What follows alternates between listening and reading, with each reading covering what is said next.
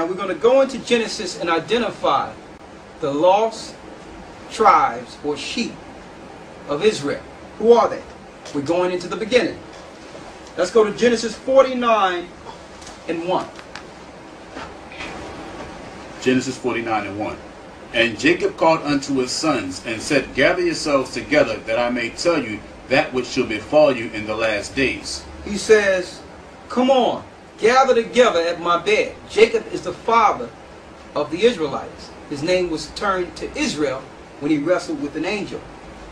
So, in old times, or in biblical times, before the father dies, he hands down the blessing and the future of what will befall the children. So he called his children together before he passed and says, come, my sons, I will show you what will befall you in the last days. Now we're in the last days. So he was not talking about those children per se, but the seed of his children. What would be the condition of your children in the last days? This is how we can identify who the lost sheep are according to bloodline. Read. Verse 2. Gather yourselves together, and hear ye sons of Jacob, and hearken unto Israel your father. Israel your father. Who are the children of Israel? Read. Ruben, thou art my firstborn. Ruben was the firstborn. Now usually the firstborn inherits, or he's the heir or the heir of the father. He inherits all the blessings. But what happened to Ruben? Read. Ruben, thou art my firstborn, my might, and the beginning of my strength, the excellency of dignity and the excellency of power. The excellency of dignity and the excellency of power. Read. Unstable as water, thou shalt not excel, because thou wentest up to thy father's bed, then defoulest thou it. He went up to my couch. He slept with his father's maid, Bilhah, and because of that he lost the promise of the firstborn. But he still had excellency and dignity. When you go into this book, I have a book here that you cannot get because it's out of print now, by Ronald Sanders, called Lost Tribes in the Promised Lands. It lets you know when the Spaniards and some of the Jewish, came over to the Americas when the Indians were here, that Ruben in Florida identified themselves as a tribe of Ruben.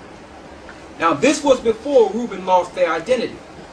And Ruben also identified another tribe, the tribe of Ephraim. I'm going to read a passage out of here, the Lost Tribes in the Promised Land. And this guy, Ronald Sanders, he actually went into the study trying to debunk the fact that the Indians here in the Americas, he was trying to debunk the fact that they are Israel. He tried to prove that they weren't Israelites. And through his research, going into their camp, grave grounds, going into the history, he found out the contrary. Alright? And he took historical documents to put together this book. There's a passage when Montesinos came over here to the Americas, and I'm going to read it. It says, those Indians, he told himself, they are Hebrews. Pondering this thought incredulously, and yet with growing conviction, he resolved that if he ever was released, he would seek out the Indian Francisco and try to learn the truth. So Montesinos was arrested, and he found out that, listen, these guys may be the Israelites. So when I get loose, I'm going to figure this story out. So he came over here. It says, Montesinos' story unclear as to the circumstances of his incarceration is equally unclear as to those of his release. But released he was, and he immediately went to Francisco. Now Francisco was an Indian, revealing himself as a Jew. Montesinos proclaimed his conviction that Francisco's hidden people were of the same race as he. Would Francisco lead him to them? The two men were soon back in the rugged mountains in which Francisco had made his initial revelation, marching relentlessly for a week before they finally came to a halt. It was a Saturday. That's the Sabbath. Montesinos makes a point of telling us, and they had come to a river larger than the Diero, and there are echoes of the Sabbatean and all of this. Here, Francisco announced, is where your brothers will be seen. Waving a banner high in the air, the Indian guide soon was greeted by a puff of smoke, the smoke signals that the Indians use here. Far beyond the other banks of the river, a response of his signal. The two men waited. Eventually, a canoe appeared, bearing 3 men and a woman, all of them Indians, to the place where Francisco and Montesinos were standing at the water's edge. So they communicated a signal to say, come on down. The Indians got in the canoe and made themselves known. The woman got off and spoke to Francisco in the Indian tongue that Montesinos could not understand, although he could perceive that he was being identified in the conversation. She then turned to her mate companions to explain the situation. Upon hearing her words, they rose and went over to Montesinos, and to his utter astonishment said, Shema Yasha'Allah, Alahayanawa Akkad. Hear, O Israel, the Lord our God is one. They had recited in Hebrew the fundamental credo of Judaism. So when they came over here, the Indians were still speaking the Hebrew language. And we're going to show it, and he's going to pan it in. I'm going to show you. A brief conversation then ensued in their common ancestral tongue.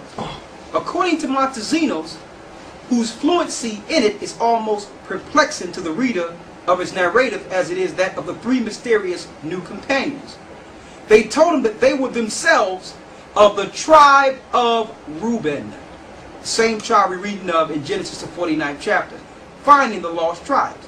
So we know that the tribe of Ruben is the Seminole Indians. Also, there's a residue in Australia, because it says they would not excel.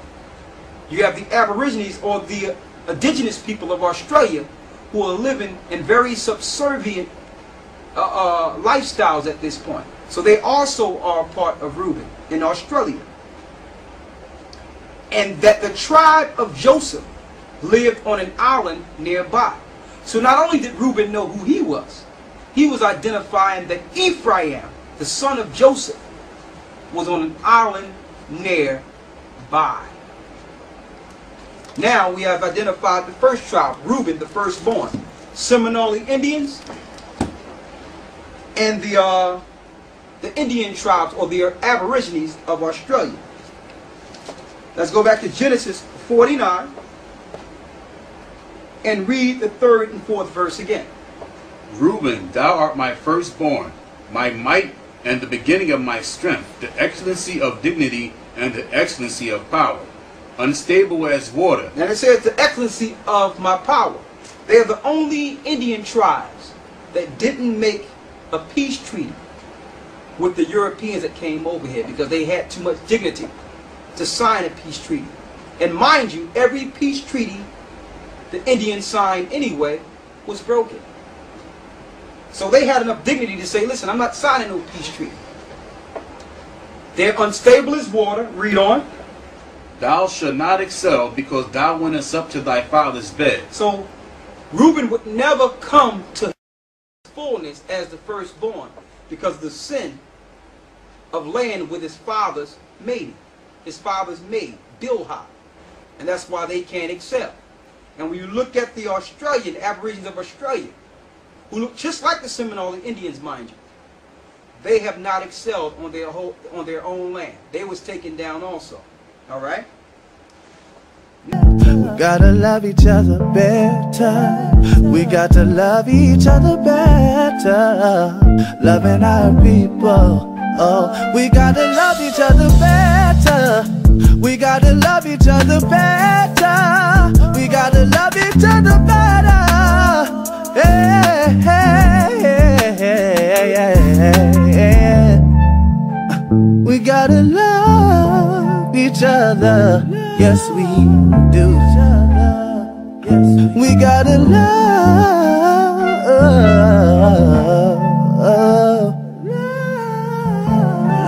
each other better. Yes, we do.